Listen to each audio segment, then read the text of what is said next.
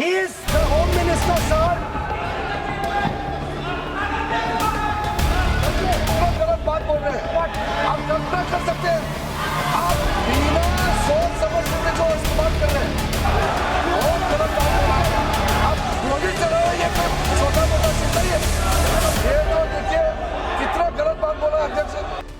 संसद में भारी हंगामे के बीच जब anti paper leak bill pass हुआ तो उम्मीद थी कि विपक्ष इसका स्वागत करेगा, लेकिन कांग्रेस और उनके सहयोगी दलों के चेहरों पर खुशी का कोई नामो निशान तक नहीं दिखा।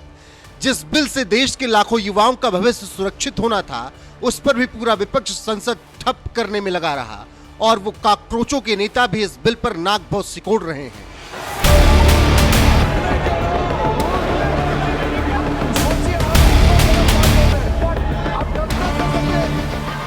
पर इसी शोर शराबे के बीच एआईएमआईएम चीफ असदुद्दीन ओवैसी का एक बयान अचानक सुर्खियों में आ गया, क्योंकि जो जिम्मेदारी पूरे मुख्य विपक्ष को निभानी चाहिए थी वो काम अकेले ओवैसी ने कर दिया। इस पूरे मामले में ओवैसी बाकी विपक्षी नेताओं से कहीं ज्यादा परिपक्व और दूरदर्शी नजर आए। उन्होंने केवल सवाल ही नहीं दागे सरकार से, बल्कि ठोस सुझाव भी सामने रखे। ओवैसी ने सीधे तौर पर कहा कि पेपर लीक रोकने के लिए इंसानी दखल पूरी तरह खत्म होना चाहिए।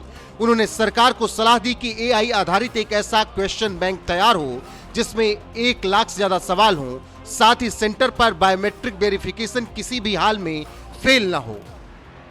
रिकमेंडेशन ये है सरकार से कि एआई का क्वेश्चन बैंक बनाया जाए जो 1 लाख सवालात पर मुश्तमिल होगा।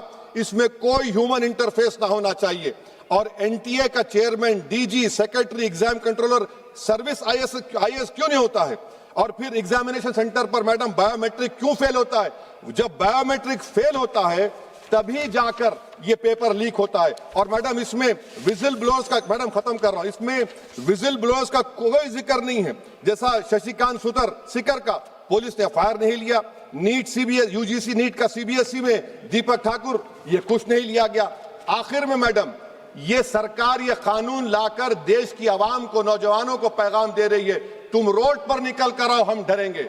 इस ऐवान में अगर हम ये पैगाम दे रहे हैं कि एतमाद इस ऐवान पे नहीं होगा, जो रोड पर निकल कर आएंगे, तो फिर ये तो हुकूमत को सोचना पड़ेगा कि अगर लोग एनआरकी में, प्रोटेस्ट में बिलीव करेंगे तो पार्लियामेंट में बिलीव नहीं करेंगे। यानी जो काम मुख्य विपक्षी दल को करना था वो काम सदन में खड़े होकर ओवैसी करते हुए नजर आए और सवालों के साथ ही सुझाव भी दिए। वहीं ओवैसी ने धर्मेंद्र प्रधान के इस्तीफे और कॉकरोचों के दबाव में लिए गए फैसले पर भी सवाल उठा दिया।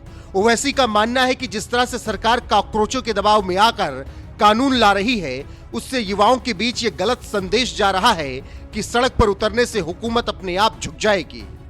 कानून बदलने से, सेल्फी वीडियो बनाने से, इस्तीफा लेने से, स्पेशल टास्क फोर्स और स्पेशल कोर्ट बनाने से क्या सना अपने माँ बाप को वापिस आ जाएगी? तो मैं बड़े एतमाद के साथ कह रहा हूं कि आपकी मिस गवर्नेंस की वजह से कहीं खुदा ना खास्ता जो पड़ोसी देश में हुआ वो हरकत यहां पर ना हो जाए। उस आफत की दावत आप दे रहे हैं। पड़ोसी मुल्कों यानी नेपाल, श्रीलंका, बांग्लादेश में जो हुआ वो भारत में भी ना हो जाए, इसका डर भी ओवैसी को अच्छे से सता रहा है, जो ये बताता है कि ओवैसी को ये बात समझ आ गई कि ऐसे अराजक भीड़ के सामने अगर फैसले होने लगे तो जनता का विश्वास संसद से उठकर अराजकता पर टिक जाएगा। ओवैसी को ये बात भी समझ आ गई कि देश में ऐसा माहौल बिल्कुल नहीं बनना चाहिए कि किसी भी बात पर सड़क जाम किया जाए और सरकार उस पर घुटने टेक दे। लेकिन दूसरी तरफ कॉकरोचों की अराजकता को क्रांतिकारी बताकर विपक्ष खूब माहौल बनाने में लगा हुआ है। ऐसे में एंटी पेपर लीक बिल पर विपक्ष मजाक उड़ा रहा है और सदन में हंगामा कर रहा है। वहीं ओवैसी सवाल उठाने के साथ वो बातें कह रहे हैं जो मुख्य विपक्षी को कहना चाहिए था। खैर, ओवैसी के भाषण और विपक्ष के चरित्र पर आपकी राय क्या है, कमेंट में जरूर बताएं। He is the Home Minister, sir. गलत बात बोल रहे हैं। आप कल्पना कर सकते हैं, आप बिना सोच समझ के जो इस्तेमाल कर रहे हैं, बहुत गलत बात बोल रहे हैं। आप गोली चला रहे हैं, ये कोई छोटा